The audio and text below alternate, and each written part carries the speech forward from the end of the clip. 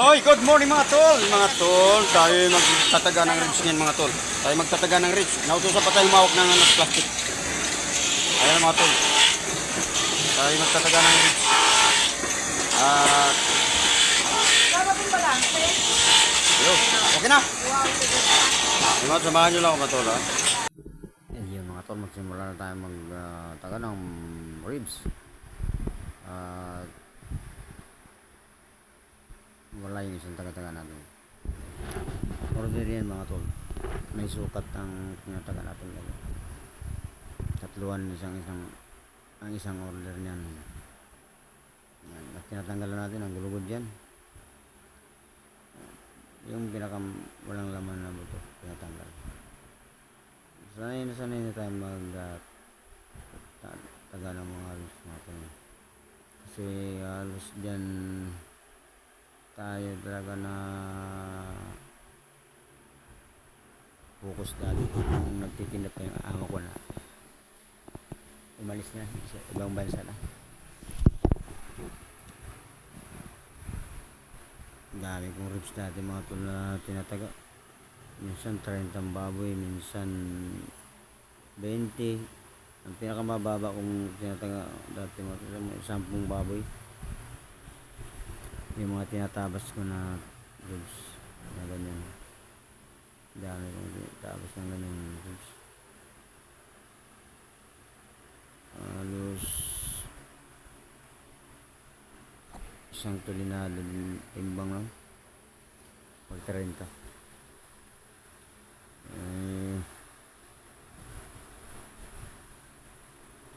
Umalis yung amo natin, wala na tayong amo, wala na tayong trabaho. Ganap lang ako itong trabaho niya, kaya diyan ako napadpad mga tol. Nakita niyo mga tol, halos ang laki ng panaga sa braso ko. Pero bali wala lang sa akin. Simple lang yung pagtrabaho niyo mga tol. Pag ginagawa mo kasi mga tol, matatapos at matutunan niya. Ayan mga tol, sanay tayo magtagal. Kasi all around tayo mga tol, kahit anong klaseng gagawin sa baboy, sa karneng baboy mga tol, kaya kong gawin mga tol. Kasi dito na talaga ako sa palengke na nagkaisip na. 13 years old lang ako mga tol, dito na sa palengke mga tol. Dahil sa kahirapan ng buhay dati. Sa edad kong 13 anyos mga tol, sa probinsya mga tol, mas mabigat pa ang trabaho ko doon. Kasi nag-aaral pa ako mga tol.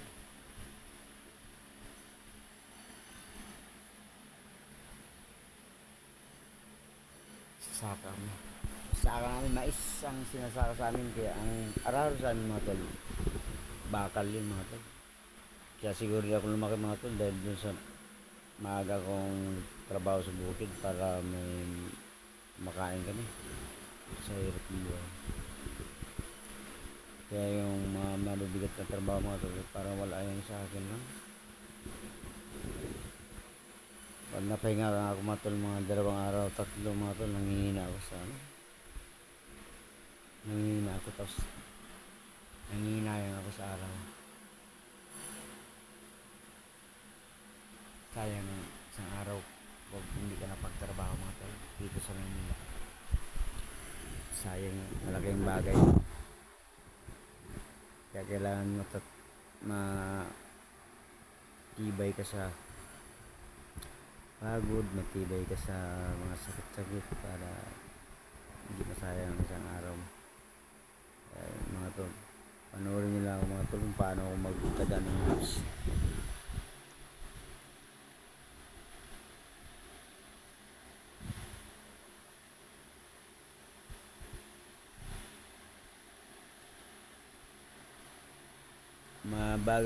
Mabagal tayo dyan kasi malaki yung panaga mga tol, pero walang sablay yan mga tol.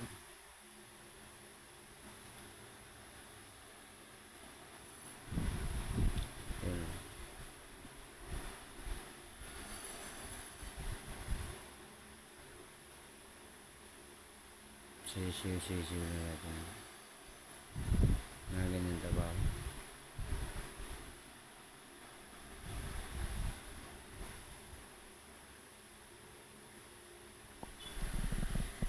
Kaya yung sa mga baguhan dapat sigla nila pag nagtrabaho, no?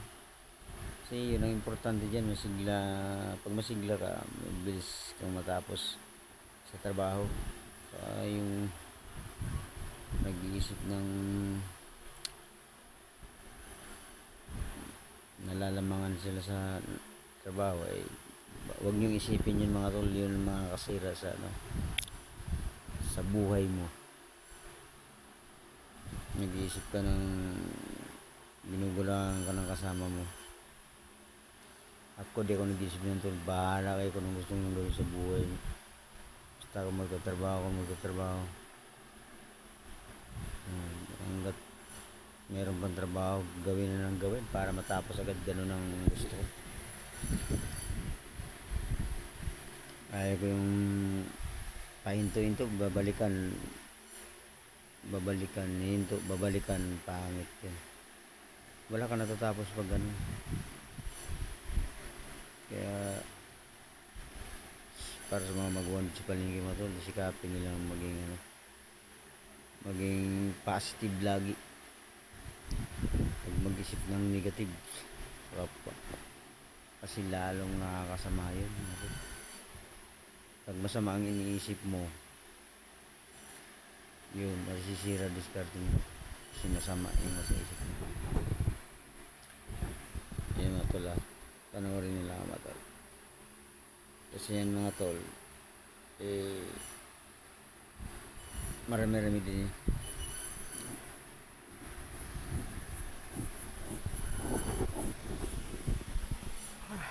Kung makita nyo mga tol ang trabaho ko dyan mga tol, pag nasubaybayan yung trabaho ko dyan, bawa simula sa pagtrabaho, simula ng magsimula magtrabaho, pag nabidyoan ko yan lahat, magugulat kayo mga tol kung gaano karami trabaho ko dyan mga tol. Hindi ako umayaw mga tol, mas umayaw ako pag walang ginagawa.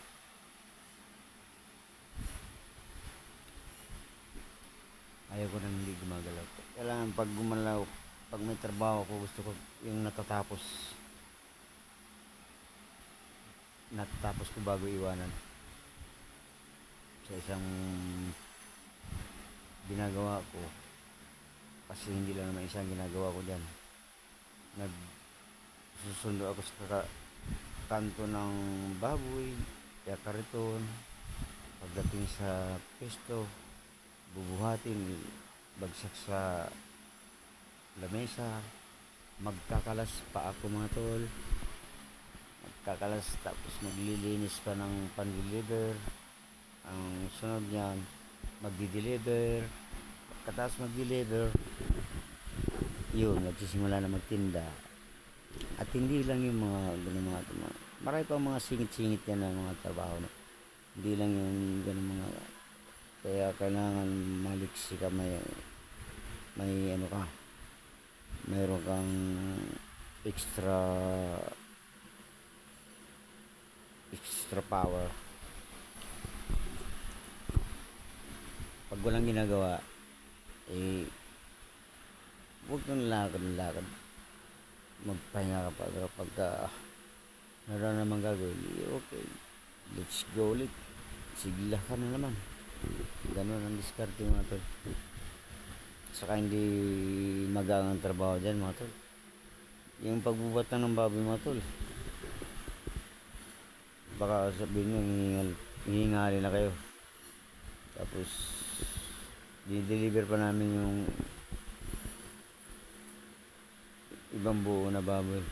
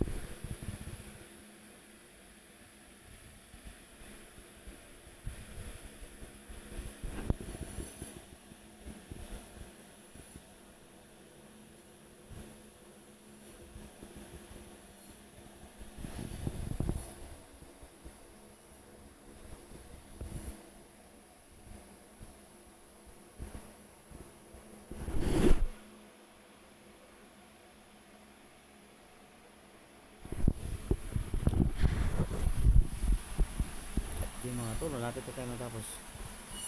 Ayun na, nakatulog na pala ako, nakaiglit na. Ayun mga tol. Pasensya na po kayo mga tol. Kasi naantok na ako mga tol. Matutulog na ako mga tol. Ayan mga tol ah. At sana mga tol, huwag niyong kalimutan mag-like mga tol, mag-share and mag-subscribe. Maraming salamat sa inyong suporta mga tol. At sa ating mga silent viewers mga tol, maraming salamat din sa inyo. Sa walang sawang suporta niyo sa akin. At sige mga tol, matatapos na ako. Ayun na.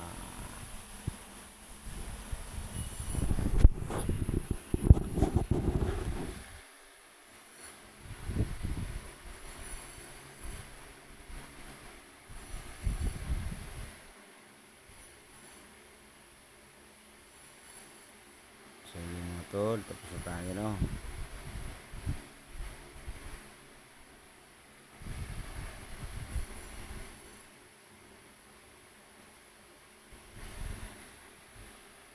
Yun. Tapos na tayo. Yan na, tapos na tayo.